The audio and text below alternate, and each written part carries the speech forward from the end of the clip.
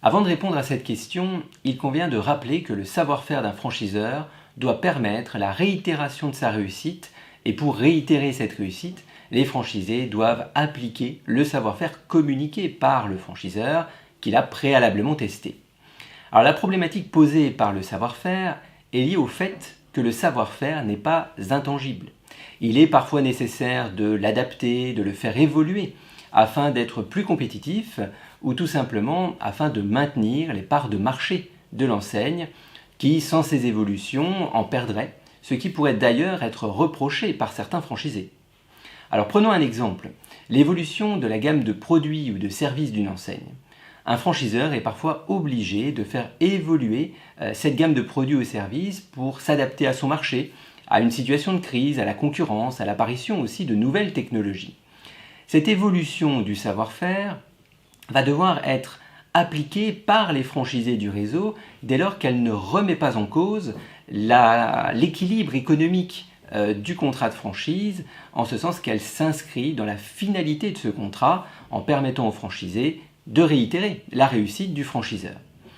Alors il convient quand même de souligner que l'utilisation du savoir-faire du franchiseur par les franchisés ne signifie pas non plus une garantie de succès pour ces derniers.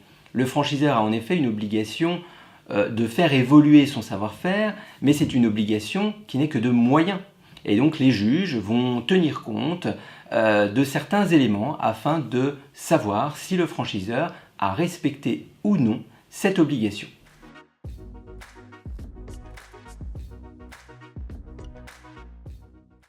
C'est une question complexe. Ce que l'on peut dire d'une manière générale, c'est que certaines évolutions du savoir-faire, entraînant un bouleversement de l'économie du contrat de franchise, pourraient nécessiter l'accord des franchisés. Je pense par exemple à un changement d'enseigne, ou bien encore à un changement de secteur d'activité de l'enseigne.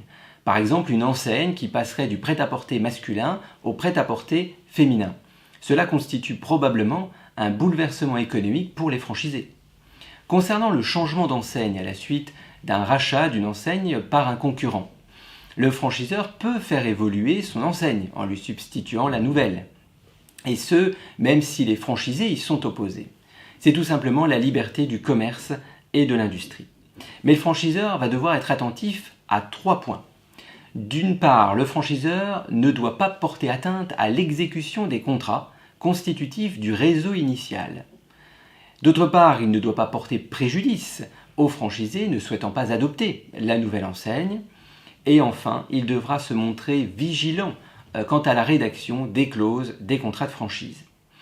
En cas de rachat d'enseigne, l'enjeu pour le franchiseur est à la fois de convaincre les franchisés d'appliquer les évolutions du savoir-faire et le changement d'enseigne, le cas échéant, et d'autre part de gérer les franchisés réticents à de telles évolutions.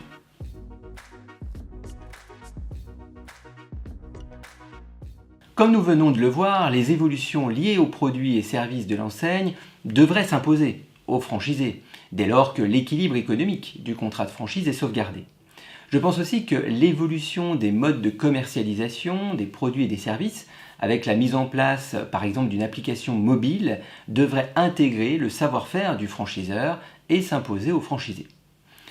Pourtant, des juges ont pu affirmer que le franchiseur pouvait rendre facultative la souscription à une telle application en considérant que le franchiseur reste maître des évolutions devant intégrer ou non son savoir-faire. Alors cette décision de justice pose 2 problématiques.